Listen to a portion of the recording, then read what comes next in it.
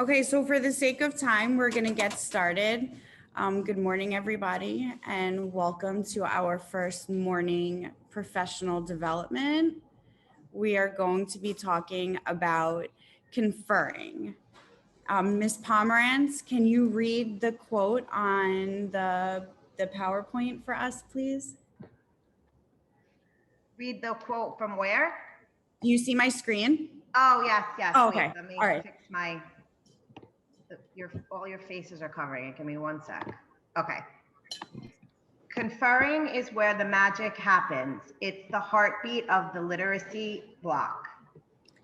Thank you. So one of our big focuses for next year is going to be on conferencing, which is something that I don't think we've really paid a lot of attention to. But if we start to, and if we do it right, then I think that the implications for getting our kids to read is going to be pretty powerful.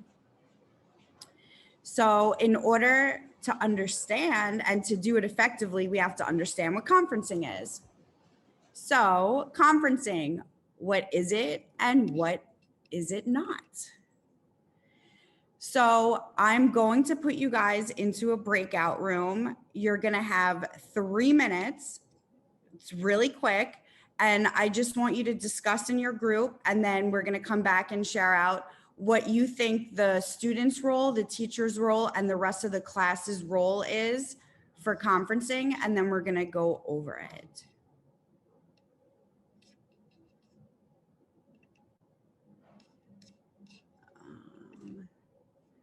Breakout rooms. Oh, you did it? Oh, thank you.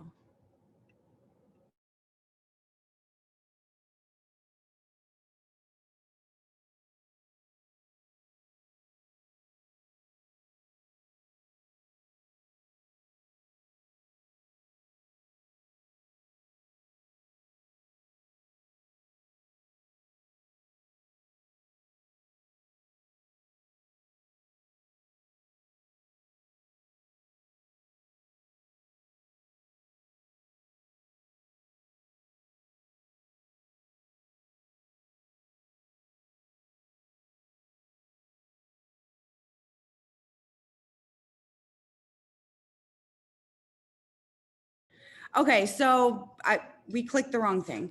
It happens. So if we could share out here then, instead of going into a breakout group right now, I'm going to put it back on the screen. So what is conferring and what isn't it? What's the student role, the teacher role, and rest of the class? You can just unmute and share your answer as long as we don't talk over each other.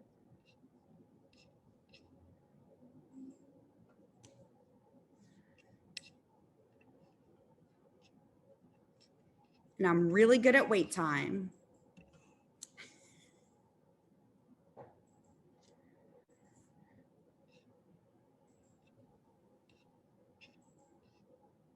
The teacher's role is to notice what a child is lacking in and offer them help and support in that skill. Thank you.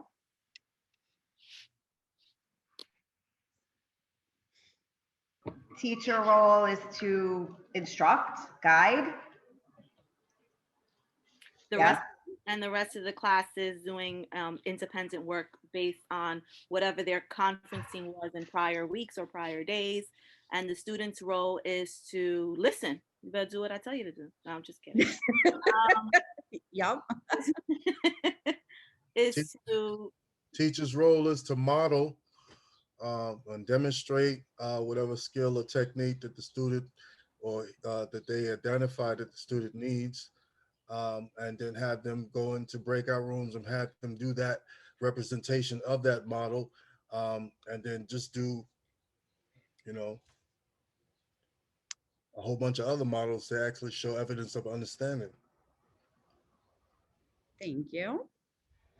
Let's have maybe 2 more people share out what you think it is.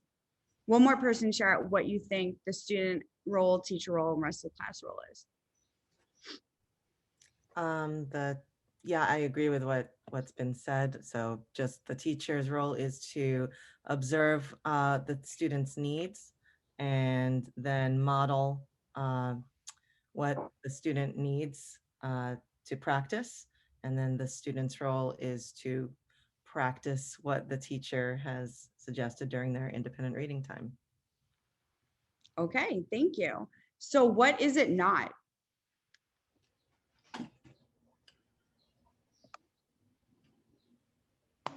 Well, it's not go do page 79 and I'll meet you back in 5 minutes. Mm-hmm. Good. What else is it not? It's not just go finish reading.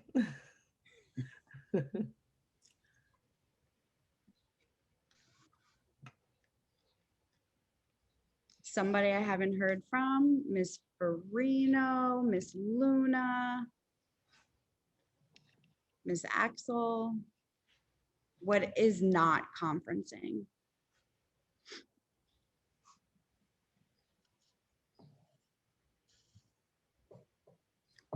Whole class instruction. Okay, good. Thank you. So I'm going to show you this amazing chart. And so what conferring is, Ms. Centeno, can you read what conferring is?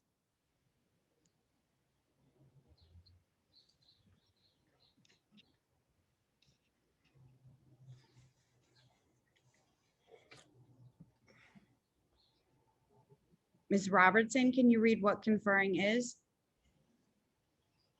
A conversation with students, a time to offer individualized instruction, a time to provide assessment-based guidance, a time to offer guided practice and feedback, a time for students to work, conferencing, time for teachers to go, a time to support students' self-reflection, a time to teach the reader. Good, thank you. And can somebody I'm else sorry, read Ms. what Adele. conferring? Can somebody else read what conferring is not?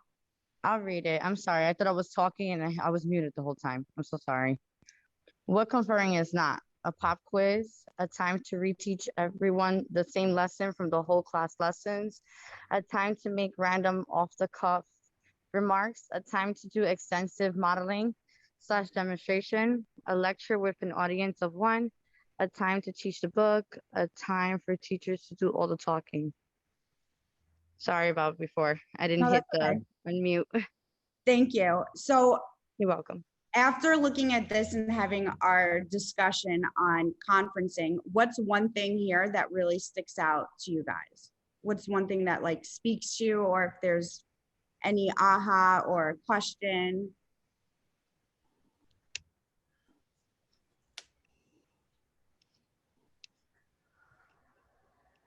I'll share with you guys what I always focused on when I was doing reading conferences, and it's the bottom one. I think the most important thing is it's a time to teach the reader. So you're teaching the student, you're not teaching the text.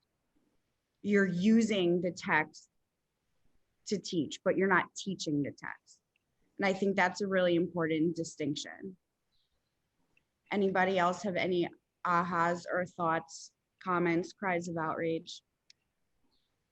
I just think that the fact that it's a conversation with the student and you're not kind of, obviously you have to ask them questions, but it's more of a conversation and a together type of teaching.